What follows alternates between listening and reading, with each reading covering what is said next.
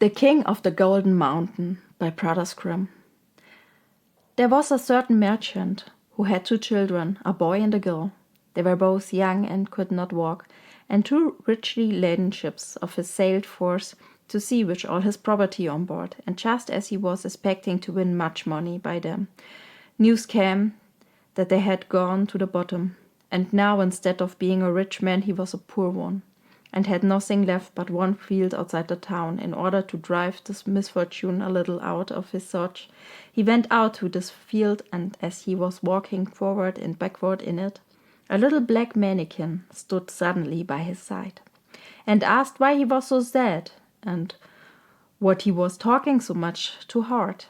Then said the merchant, "If you could help me, I would willingly tell you." "Who knows?" replied the black dwarf. "Perhaps I can help you." Then the merchant told him that all he possessed had gone to the bottom of the sea, and that he had nothing left but his field.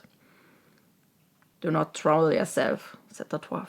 "If you will promise to give me the first thing that rubs itself against your leg when you are home, and you bring it here to this place in 12 years' time, you shall have as much money as you want."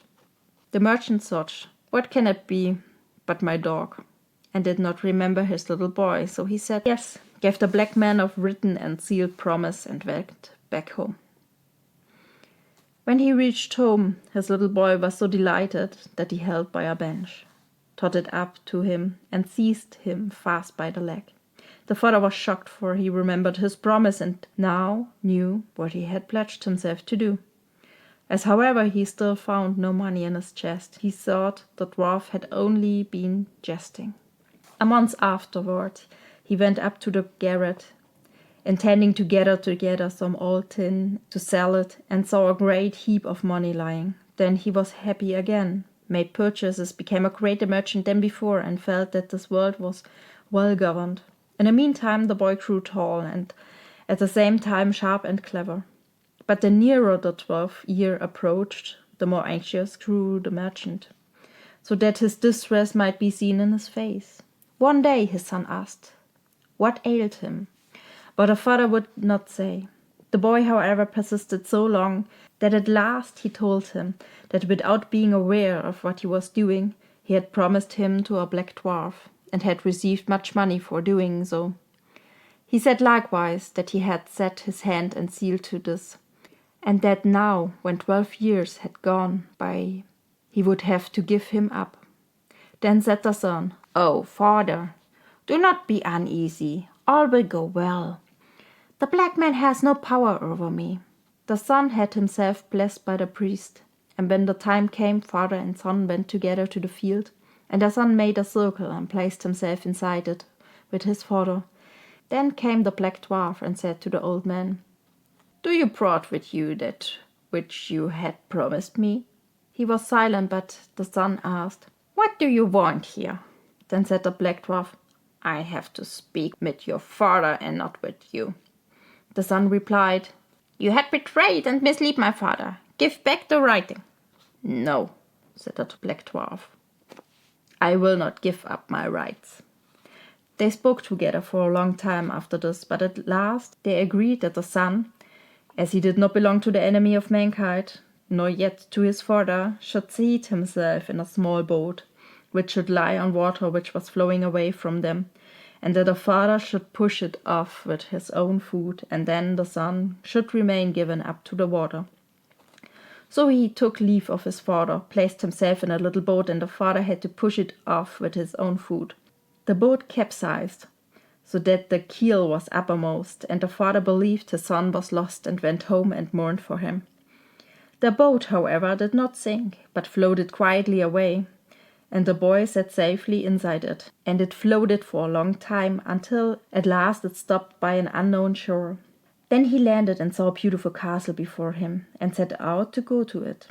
But when he entered it, he found that it was bewitched.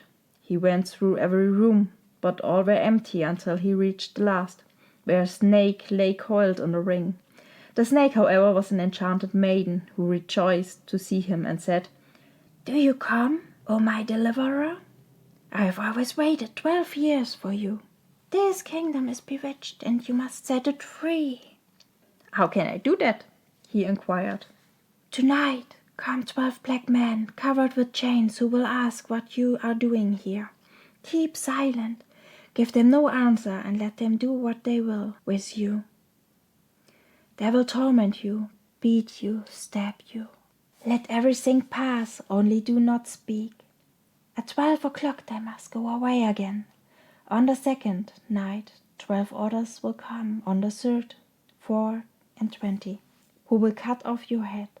But at 12 o'clock the power will be over, and then, if you had endured all and had not spoken the slightest word, I shall be released. I will come to you and will have in a bottle some of the water of life. I will rub you with that, and then you will come to life again and be as healthy as before." Then he said, "I will gladly set you free."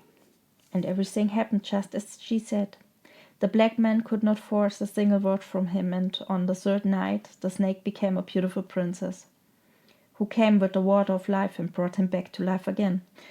So she threw herself into his arms and kissed him, and there was joy and gladness in the whole castle. After this marriage was celebrated, and he was king of the Golden Mountain. They lived very happily together, and the queen bore a fine boy. 8 years had already gone by. When the king bethought him of his father, his heart was moved, and he wished to visit him. The queen, however, would not let him go away, and said, "I know beforehand that it will cause my unhappiness." But he suffered her to have no rest until she consented. At their parting, she gave him a wishing ring and said, "Take this ring and put it on your finger, and then you will immediately be transported, whithersoever you would be. Only you must promise me not to use it in wishing me away from this place and with your father." That he promised her, put the ring on his finger, and wished himself at home, just outside the town where his father lived. Instantly he found himself there and made for the town. But when he came to the gate, the sentries would not let him in, because he wore such strange and yet such rich and magnificent clothes. Then he went to a hill where a shepherd was watching his sheep, changed clothes with him, put on his old shepherd's coat, and then entered the town without hindrance. When he came to his father, he made himself known to him. But he did not all believe that the shepherd was his son, and said he certainly had a son, but that he was dead all along.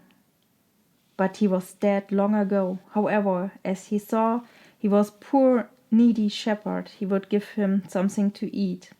Then the shepherd said to his parents, "I am verily your son. Do you know of no mark on my body by which you could recognize me?" "Yes," said his mother. "Our son had a raspberry mark under his right arm."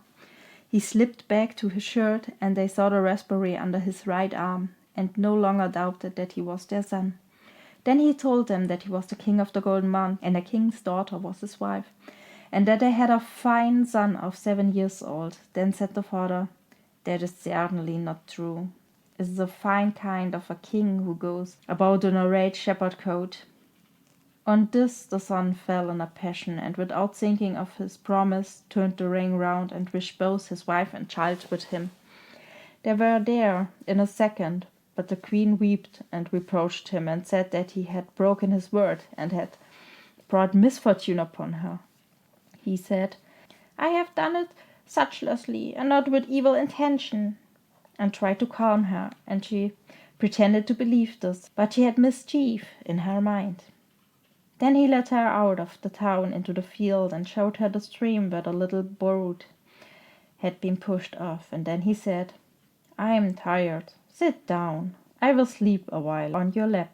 And he laid his head on her lap and fell asleep. When he was asleep, she first drew the ring from his finger. Then she drew away the food which was under him, leaving only the slipper behind her. And she took her child in her arms and wished herself back in her own kingdom. When he awoke, there he lay, quite deserted, and his wife and child were gone, and so was the ring from his finger. The slipper only was still there, as a token. "Home to your parents you cannot return," said he. They would say that you are a wizard. You must be off and walk until you arrive the fine own kingdom. So he went away and came at length to a hill by which 3 giants were standing, disputing with each other because they did not know how to divide their father's property. When they saw him passing by, they called to him and said little men had quick wits and that he was to divide their inheritance for them. Their inheritance, however, consisted of a sword, which had this property that if any one took it in his hand and said, "All heads off but mine," every head would lie on the ground. Secondly, of a cloak, which made any one who put it on invisibly. Thirdly, of a pair of boots, which could transport the wearer to any place he wished in a moment. He said, "Give me the 3 things, that I may see if they are still in good condition." They gave him the cloak, and when he had put it on, he was invisible and changed into a fly. Then he resumed his own form and said, "The cloak is a good one. Now give me the sword." They said, "No, we will not give you that. If you were to say, 'All heads off but mine,' our heads would be off, and you alone would be left with this." Nevertheless, they gave it to him with the condition that he was only to try it against a tree. This he did, and the sword cut it to the trunk of a tree as if it had been a blade of straw. Then he wanted to have the boots likewise, but they said, "No, we will not give you them. If you had them on the feet, you went to wish yourself at the top of the hill. We should be left down here with nothing." "Oh no," said he, "I will not do that." So they gave him the boots as well, and now when he had got all these things, he thought of nothing but his wife and his child, and said as such to himself, "Oh, if I were but on the golden mountain." And at the same moment he vanished from the sight of the giants, and with their inheritance was divided. When he was near his place, he heard its sounds of joy, and fiddles and flutes, and the people told him that his wife was celebrating her wedding with another. Then he fell into a rage and said, "False woman! She betrayed me and deserted me while I was asleep." So he put on his cloak, and unseen by all went into the palace. When he entered the dining hall, a great table was spread with delicious food, and the guests were eating and drinking and laughing and jesting. She sat on a royal seat in the midst of them, in splendid apparel with a crown on her head. He placed himself behind her, and no one saw him. When she put a piece of meat on her plate for herself, he took it away and ate it, and when she poured out a glass of wine for herself, he took it away and drank it. She was always helping herself to something, and yet she never got anything. For plate and glass disappeared immediately. Then, dismayed and ashamed, she arose and went to her chamber and wept. But he followed her there. She said, "Has the devil power over me, or did my deliverer never come?" Then he struck her in the face and said, "Did your deliverer never come? It is he who has you in his power, you traitor. Have I deserved this from you?" Then he made himself visible, went into the hall and cried, "The wedding is at the end, and the true king has returned." The king's princes and counselors, who were assembled there, ridiculously mocked him. But he did not trouble to answer them, and said, "Will you go away or not?" On this they realized to seize him and pressed upon him. But he drew his sword and said, "All heads off but mine." And all the heads rolled on the ground. And he alone was mastered, and once more king of the Golden Mountain.